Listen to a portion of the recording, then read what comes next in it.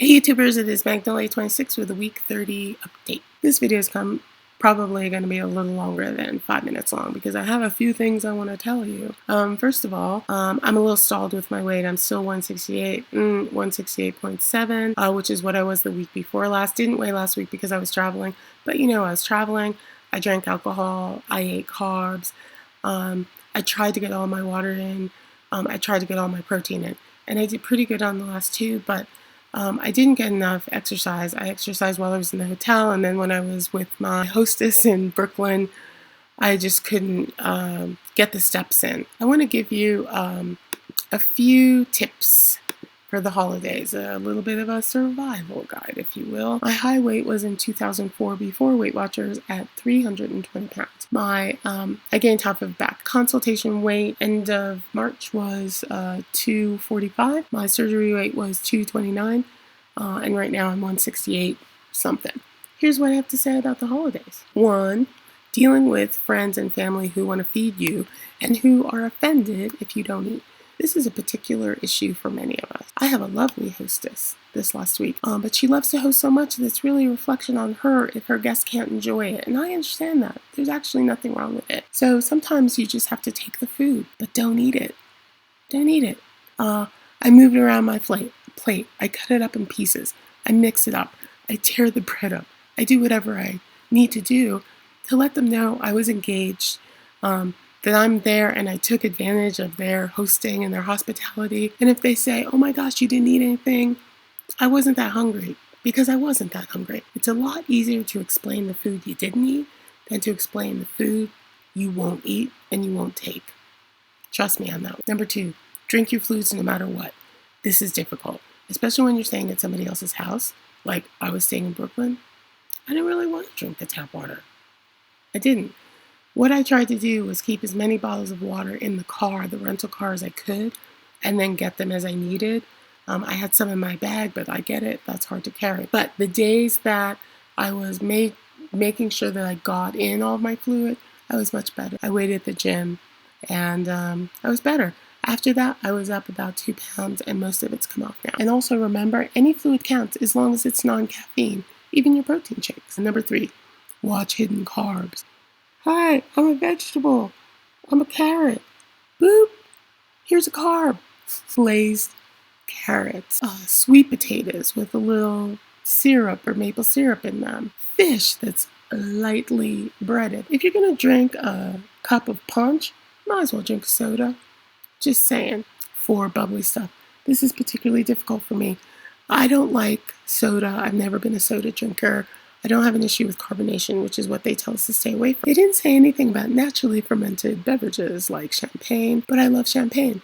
I had some on my honeymoon. I had some while I was traveling. You can stretch out your stomach. You can. Here's what I did. I take the champagne, I stir it up with a spoon or a fork. I get as many bubbles out as I can. Every time I take a sip, I swirl it first to get as many bubbles out as I can. I only take a half a glass.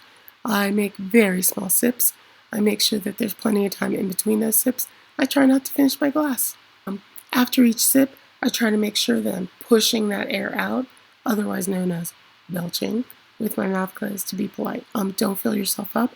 Don't do it after you've eaten and you already have food in your stomach because you're going to struggle. Do it before you eat. Wait an hour, not a half hour. Wait an hour after drinking like that. If you want soda, open it up the night before. Let it go flat. Take it with you. Just take it with you. Let it go flat. Flat ginger ale is kind of delightful, I think. And number 5, this is so important. Don't eat for fun, okay? It's the holidays, and that's what people do. You have to retrain your brain. A lot of times when we're socializing, we're standing there socializing like this.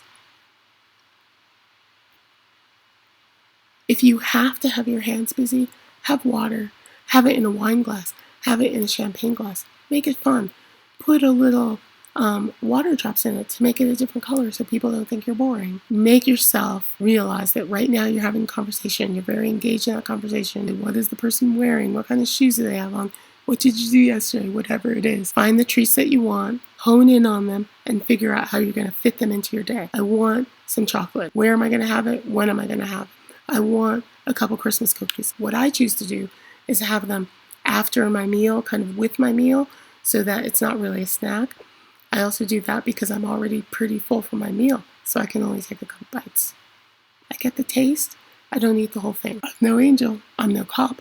I'm no crossing guard. What was my downfall this week? Little macaroons, the French macaroons that look like hamburgers. I found some that were this big, tiny, and I'd never eaten them before, and I tried them. It was like, glory be. I ate like 6. That was a lot. And one of the reasons why I did is because they take up no room. They're like air. That might be like my biggest indiscretion is the word I'm looking for. Since I had surgery, I have to be okay with it. So after I do something like that, the next day, I'm like a nun or a school teacher or a Girl Scout, and I follow the rules exactly. You can have or eat pretty much anything you want except soda. But you can't have everything you want.